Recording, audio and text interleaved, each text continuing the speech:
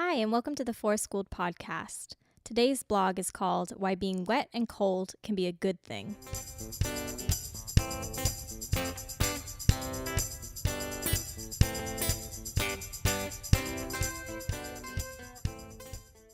If you've been following the Forest Schooled blog for a while, you might be aware that earlier this year I moved from Southern England, UK to New England, USA. I've actually noticed quite a few similarities between the two places, other than their names, but when I got up an hour early the other day to shovel my car out of snow, I thought, this is definitely different.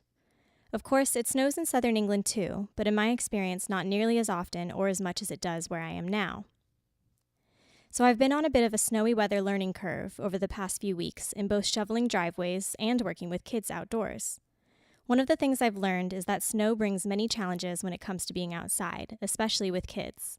For example, to state the obvious, everything that touches snow is at great risk of getting wet and cold. With each new snowball made, mittens can get damper and damper and lead to fingers that get colder and colder.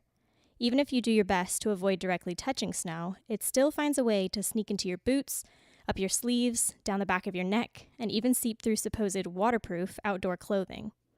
All of a sudden, you might notice a dampness in your socks, near your knees, around your wrists, and sometimes you might even feel a cold trickle of melting snow down your back. Also, it's physically challenging to move in snow.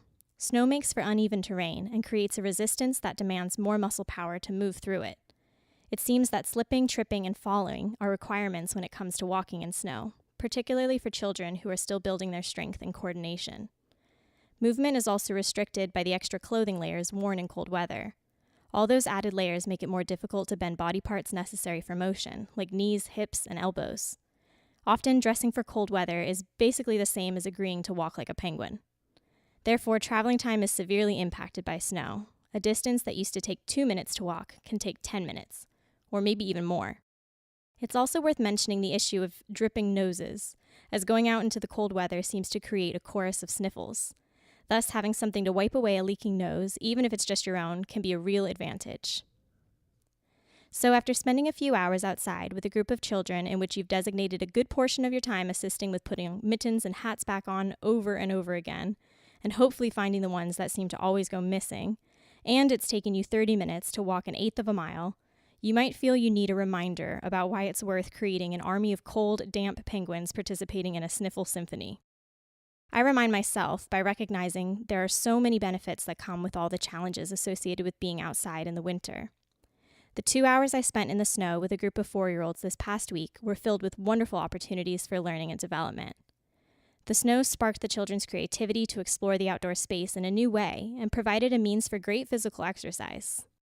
For example, one boy ran to the top of a snow mound and jumped off it onto his belly. He slid down the mound head first and created a chute behind him that he and the other children then started to use as a slide. They spent several minutes taking turns sliding down and running back up to the top of the mound to try it over and over again. They also started experimenting with different body positions for sliding. They tried head first, feet first, backwards, rolling. They learned what positions made them go faster, slower, or what stopped them from moving at all. Next, we went on a mini hike down to a fallen tree the children have grown attached to and asked to visit from time to time. We were all curious about what the tree might look like in the snow.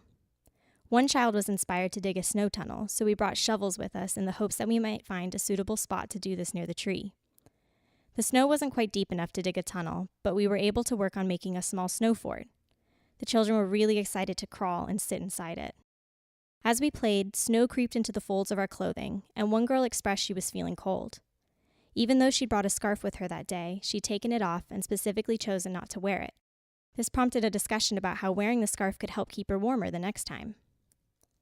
Soon it was time to go, so we left the tree and our fort to make our way back to base camp to gather our things.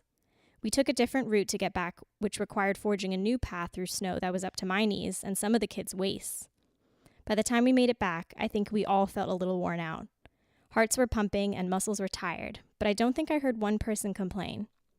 I know I felt appreciative for the great exercise and how the physical activity had helped keep me warm. When we finally left the forest that morning, we were all somewhere on the spectrum of wet, cold, and tired, and all readily admit that going into the warm was a welcome relief. However, I don't think any of us felt like we'd have chosen to stay inside over the experience of being out that morning. It was wonderful how the snow had allowed us to appreciate our space in a different way, inspired us to try new things, and challenged us in both mental and physical ways. Being cold and wet aren't necessarily fun things to be, and of course it can turn dangerous with prolonged exposure. Therefore, it's imperative to be aware of the risks involved in being outdoors in winter and know how to manage them. These are also things children can learn too, like how it's worth wearing your scarf even if you don't think you need it. So, winter weather certainly brings about challenges, but it also provides opportunities to develop strength and resilience for overcoming those challenges. Being out in the cold allows us to learn a lot about our own bodies and how we can manage our own movement and clothing to help us endure the freezing temperatures. Winter also provides a wealth of possibilities for play, creativity, physical exercise, learning, and joy that make it all worthwhile. And that is why I say being wet and cold can be a good thing. Thank you so much for listening to the Forest School podcast. I really hope you enjoyed it, and you can find more at www.forestschooled.com.